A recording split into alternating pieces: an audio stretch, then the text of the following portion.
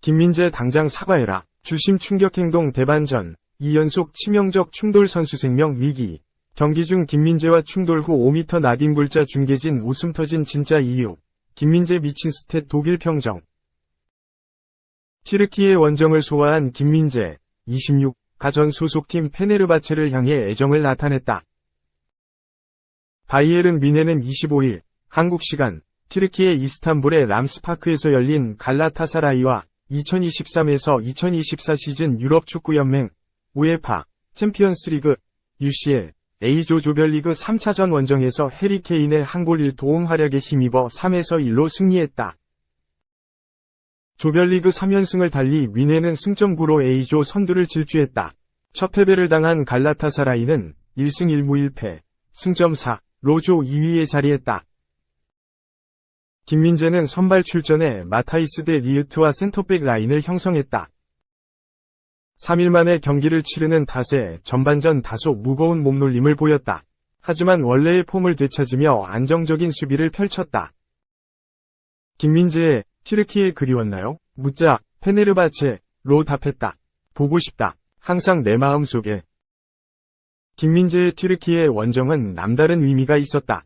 튀르키예는 김민재가 2021년 베이징 과한 중국에서 페네르바체 튀르키예로 이적하며 유럽 생활을 시작한 곳이기 때문이다. 김민재는 페네르바체에서 활약을 발판 삼아 2022년 이적료 1,800만 유로, 약 256억 원을 기록하며 나폴리로 이적했다. 이어 한 시즌 만에 무려 5천만 유로, 약 713억 원로 바이에른 뮌헨에 입성했다. 김민재는 튀르키예 무대에서 뛰던 2021에서 2022 시즌 갈라타사라이와 두 차례 맞대결에서 모두 승리한 바 있다. 2년 만에 튀르키예로 돌아온 김민재는 갈라타사라이의 세 번째 승리를 거뒀다. 튀르키예도 원정 온 김민재에게 큰 관심을 보였다. 튀르키예 매체 주무레의 커머리아잇은 이날 페네르바체 출신 김민재가 팬들이 감동할 말을 전했다고 보도했다.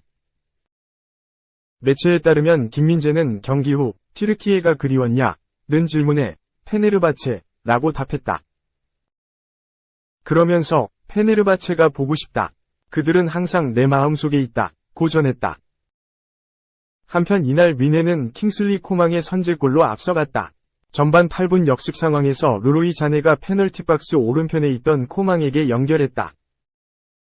코망은 공을 잡은 뒤 침착하게 오른발 슛을 때려 골망을 흔들었다. 하지만 갈라타사라이 파상 공세를 펼친 끝에 동점골을 뽑아냈다. 전반 28분 마우로 이카르디가 공을 잡는 상황에서 조슈아 키미히가 거친 태클을 하자 주심은 바로 페널티킥 PK를 선언했다. 키커로 나선 이카르디가 파넨카킥으로 골망을 갈랐다. 후반전 들어 공세를 높인 뮌헨이 케인의 추가골로 2에서 2를 만들었다.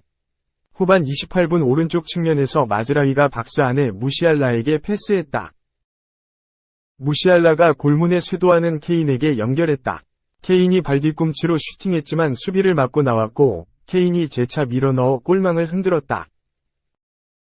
뮌헨이 쐐기골을 터뜨렸다. 후반 34분 오른쪽 측면에서 공을 잡은 케인이 중앙에 무시알라에게 짧게 패스했다.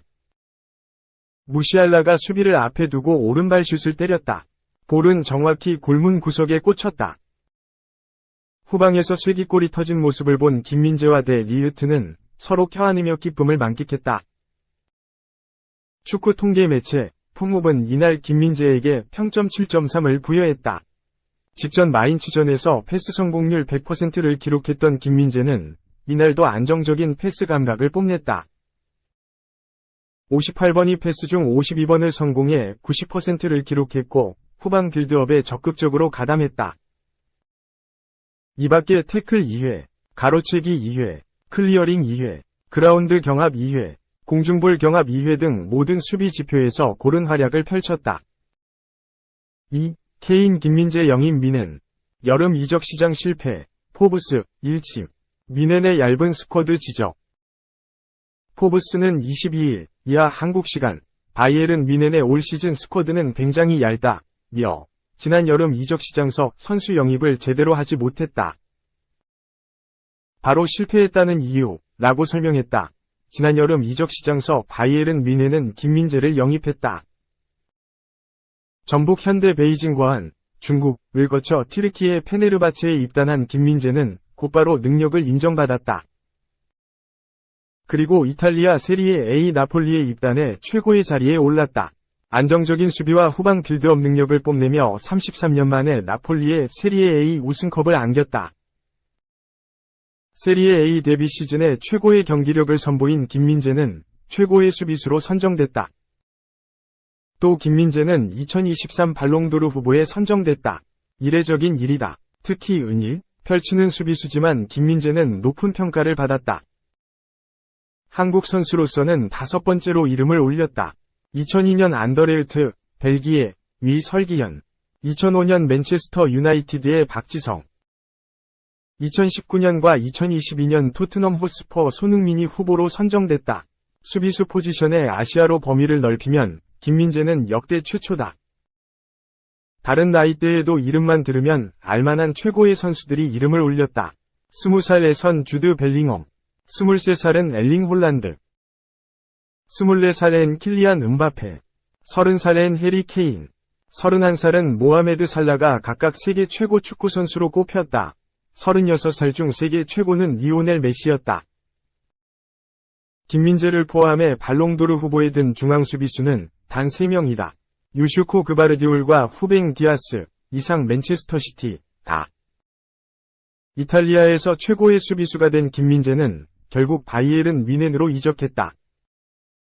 바이에른 뮌헨은 바이아웃 조항을 발동하며 아시아 역대 최고 이적료를 지불했다. 김민재의 이적료는 5천만 유로, 710억 원로 알려졌다. 바이에른 뮌헨은 김민재를 위해 한국에서 메디컬 테스트를 진행했다. 2018 팔렘방 자카르타 아시안게임서 금메달을 획득한 김민재는 병역 특례를 위한 기초 군사훈련을 받았다. 바이에른 뮌헨은 직접 한국으로 관계자들을 보내 메디컬 테스트를 완료했다.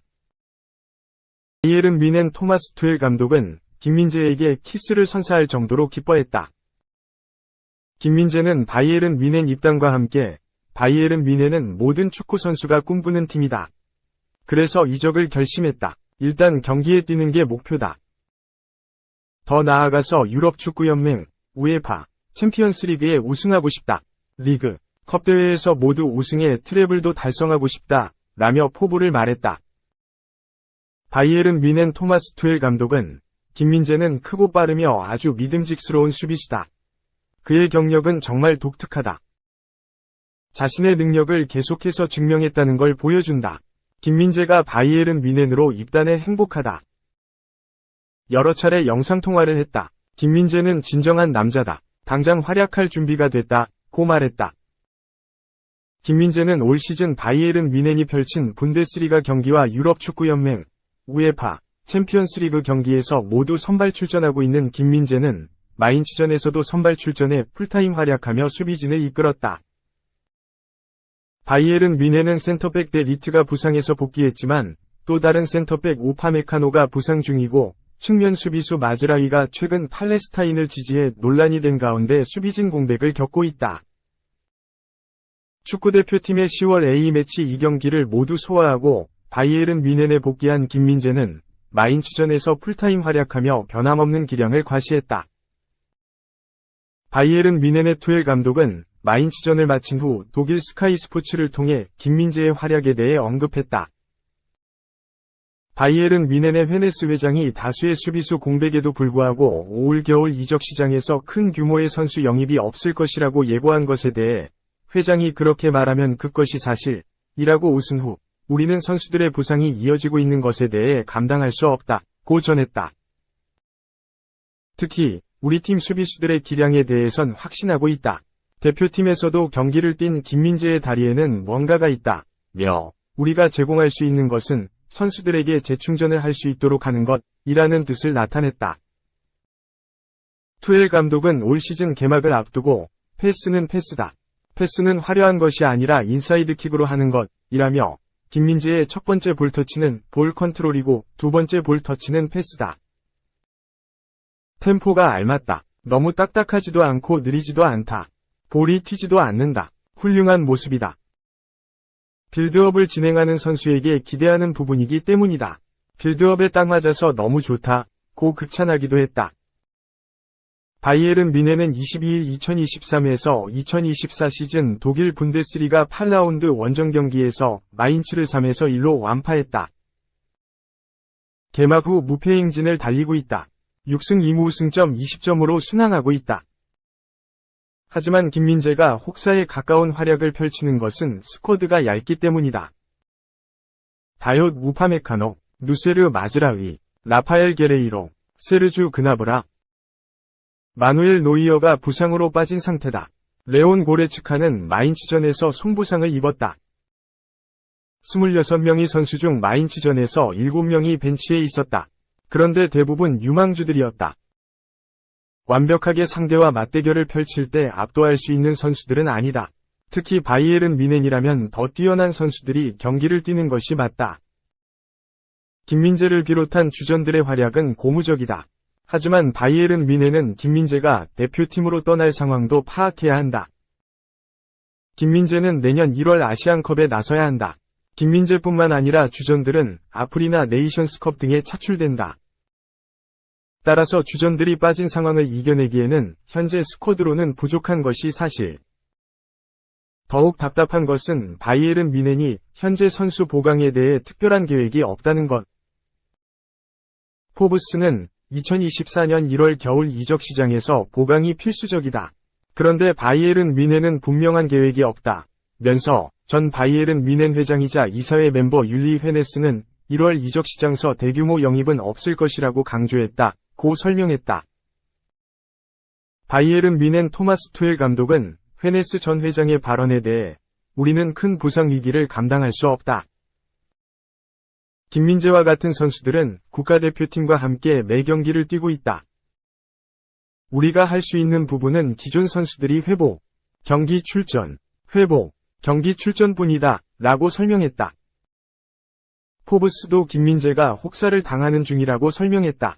분명 좋은 선수들을 영입했지만 포브스가 여름 이적 시장이 실패하고 단정지은 이유는 분명하다.